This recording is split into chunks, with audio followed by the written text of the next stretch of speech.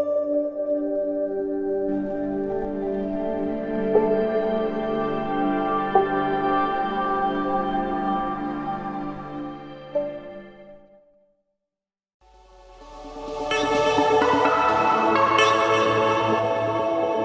everyone, myself Krishna Samhita from grade 10. This is Vishnupriya from grade 10. This is Pujita from grade 10. This is Yashwini from grade 10. We are here to tell you about reproduction in bryophyllum.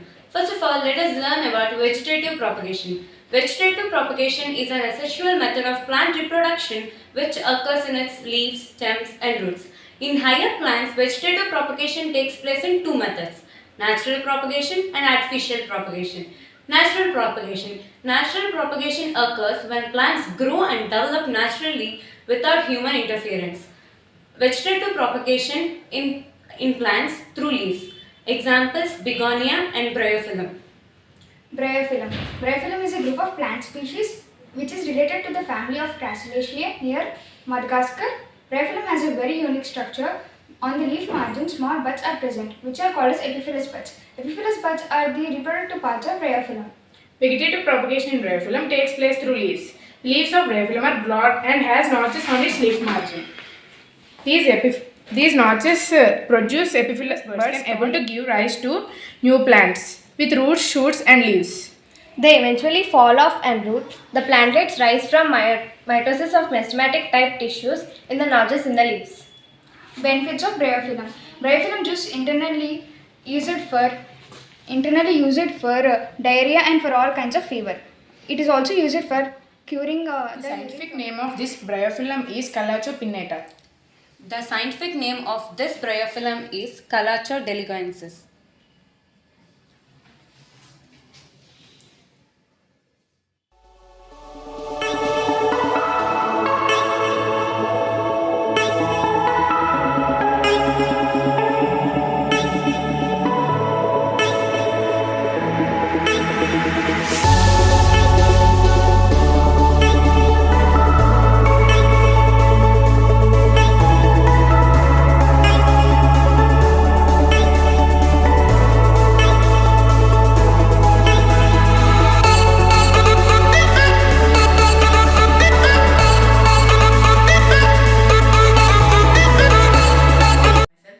From grade 10. Today, me and my friends are going to say about tuber propagation. The best example for tuber propagation is potato. Potato is a tuber. It is an underground modified stem. Potato is native to Peruvian, Bolivian Andes. Potato's scientific name is Soranum tuberosum. Potato, the spots on the potatoes are called isopotatoes or auxiliary buds. Potatoes supply vitamins, proteins, thiamine and niacin. Now my friend Jain will continue. Myself Archen from 10th grade. Now I am going to say about tubers. Tubers mainly grow in underground. For example, potato is a tubers. The part that can be eaten in the potato plant is its thickened underground stem, and it is officially considered as stem tubers, whereas the sweet potato is a root tubers. But basically these are considered as edible stems. The term tubers is coined from Latin, which means edible roots. There are 6 tubers: artichokes, taros, yams, potatoes, another breed of potatoes, and the kumara. Now my friend Dheeraj will continue. Hi, this is Dheeraj. Today I am going to say about growth of the potato plant. As we observe the compound leaves of the potato plant, it manufactures starch and transfer to its underground stem or stolons. The stems become thickened, and now the stems produce as few or as many tubers. The tubers vary from size and shape. The tubers reach their maturity, availability on the soil nutrients and the moisture. Now my friend Suraj will continue. Hello everyone, this is V. Suraj. I am from 10th grade. And after the growing season, these stems of plants fall on the ground level, and these tubers get detached from the stolons. And these tubers are the stores the nutrients, and this helps us and these tubers helps the new plant to grow or reproduce. These tubers have some ice-like structure. These help them to grow or reproduce at suitable or favorable. I am going to say about the benefits of the potato. Potato is a good source of the fiber.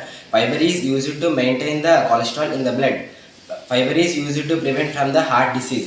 Fiber is used to fiber is used fiber is used to maintain the sugar levels in the Vanita blood. from grade 10th. This is Shravani from grade 10. This is Chandni from grade 10. This is Ehashri from grade 10th. So now let us discuss about vegetative propagation through stems. One of the example is bulb. So let us discuss about the examples of bulbs, onions and garlic. The scientific name of onion is Allium cepa. Bulbs are modified underground stem. Bulbs look like bulb structure, so they are called bulbs. So now let us discuss about the structure of an onion. So this is called as the disc. It's in onion and garlic. It stores the food. And what is tunic? Tunic means the outermost membrane which protects the onion. This is fleshy scale. Fleshy scale is primary storage tissue. Lateral bud is developed during offsprings in onion and garlic. Shoot. This is called shoot. In garlic and onion, shoot develops leaves and flowers. So actually, onions and garlics are belongs to Allium family, and these are used as medicinal purpose, like in Ayurvedic. So now let us discuss onion plant.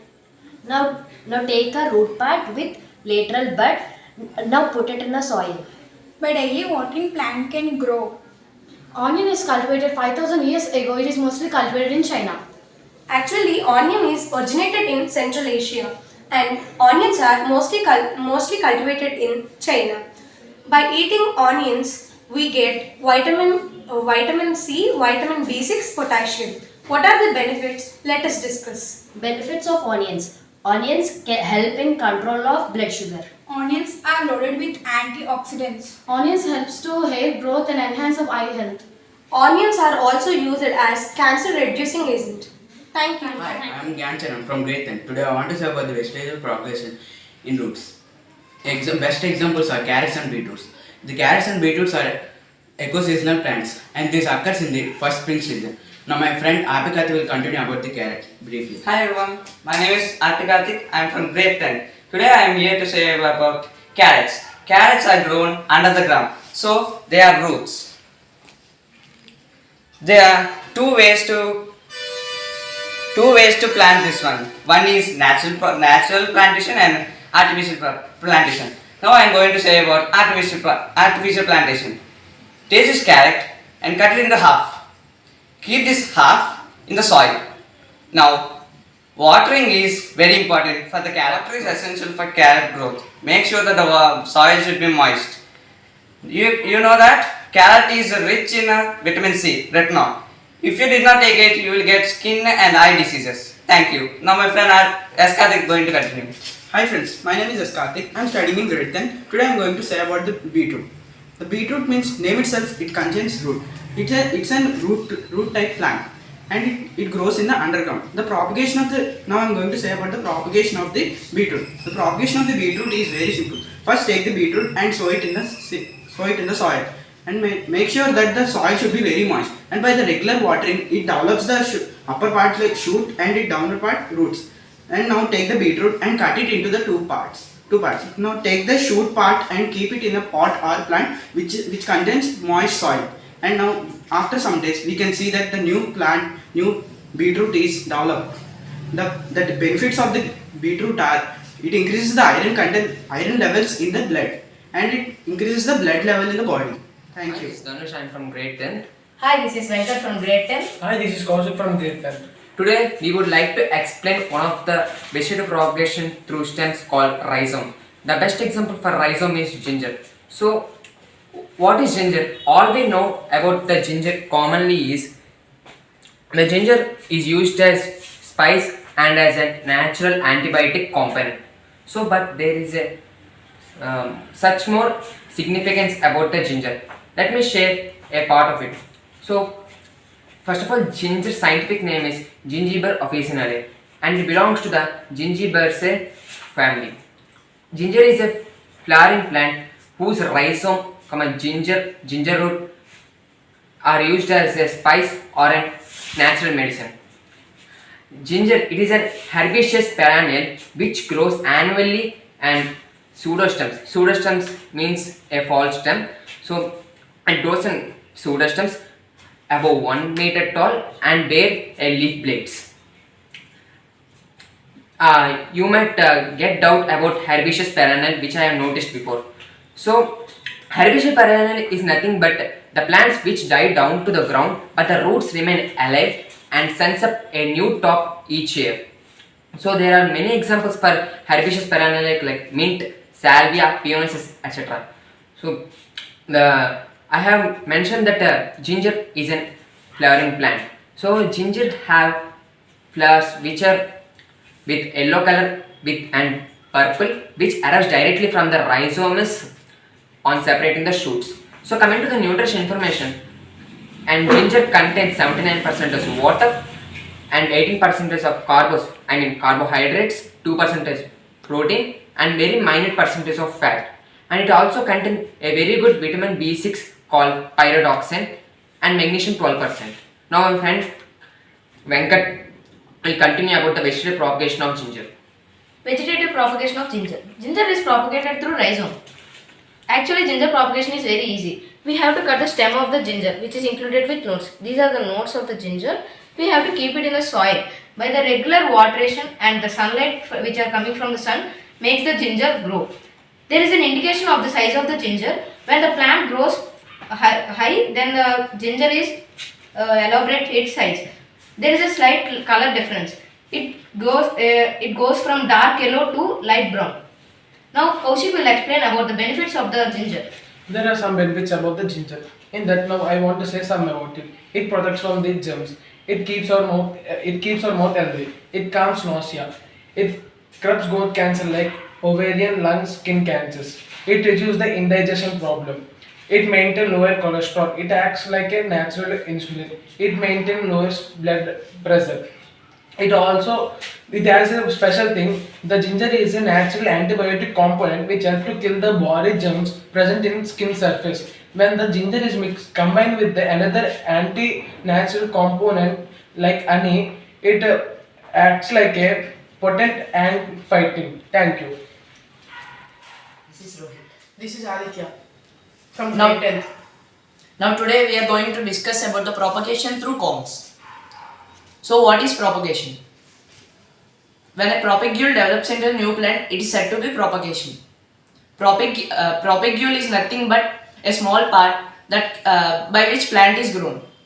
Propagation is of two types: natural and artificial propagation. Natural propagation is a type of propagation that can be done through vegetative parts like stems, roots, leaves, etc. Artificial propagation is a type of propagation that can be done through human influence. Natural propagation can be done through parts like leaves, stems, roots, etc. Propagation stem is divided into tubers, rhizomes, stolons, corms, etc. Artificial propagation can be done through scientific methods like cutting, grafting, etc. Now I would like to say about the propagation through corms. Corms are the vertical fleshy underground modified stem that acts as a storage structures in certain seed plants. It bears membranous leaves and buds, unlike in bulbs. Now I would like to say how is colocasia can propagate. So what is colocasia? How it is grown? Colocasia is a genus of small flowering plants in the family Archaea in Southeastern Asia and Indian subcontinent. They can be cultivated and naturalized in subtropical regions and tropical regions. Now my friend Rohit will continue. And it belongs to Ignosperm clade. Its root system is monocot root system. Its root system is a monocot root system. It is derived from a Greek word Caucasian, which means that small genus of perennial tuberous herbs of Central Asia. It infield both Caucasian esculenta and Nudumba nucifera. Now let us see how Caucasia is grown. First take a well-grown Caucasia first take a well-grown colocation and just cut its combs, and now just place it in the soil and provide required amount of water and make sure that the plant is grown in required amount of sunlight. Now after some days, just uproot it through the soil and then we can find a colocasia grown under the stem. Now we can take the colocation, we can again cut its combs and we can produce or we can cultivate a more number of colocation. My friend Aditya will continue. Other examples for plants that grow through combs: colocation, allocation, gladiolus, tuberous begonians. Advantages for human bodies. Taro roots, also called as colocation roots, which that leaves are having high rich minerals and dietary minerals, carbohydrates and proteins, and it also consists phytochemicals like epigonin, vitexin, cyanonic acid, and it also consists micronutrients like iron, copper, magnesium, and zinc. Thank you. Hello to everyone. This is Cecilia. This is Vanilla. This is Monica. And today we are here to explain you about the mechanism of stolons. Natural vegetative propagation. This occurs through leaves, stems and roots. These are categorized into three: underground stem, subaerial stem, aerial stem. Underground stem. The reproductive part of plant grow under the ground level. So it's called underground stem. Example: rhizome, corm, bulb, etc. Subaerial stem. Here the reproductive part of plant grow partially under the ground, partially up in air. Example: stolons. Aerial. Here the reproductive part of the plant completely grow in air. Example: tendrils. Subaerials are again classified into four types: runners, stolons, suckers and offsets. Let us discuss what are stolons. Stolons are thin and weak branches that arises from the main axis of the stem, and then when they touches the soil or the ground, then they just start developing roots, and finally they develop into a good plant or a complete plant, and then they just get separated from the parent plant. There are many examples like chrysanthemum, strawberry, mint, etc. Here we are with the live examples.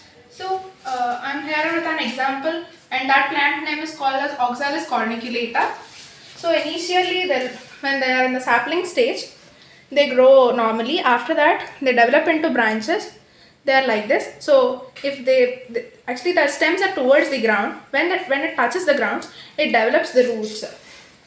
Here you can see the roots. After developing of complete root and the complete plant, and then it separates from the parent plant and forms as the other new plant. There are some other examples. This is an example of stolon and it is called mint. Scientific name of mint is mentha.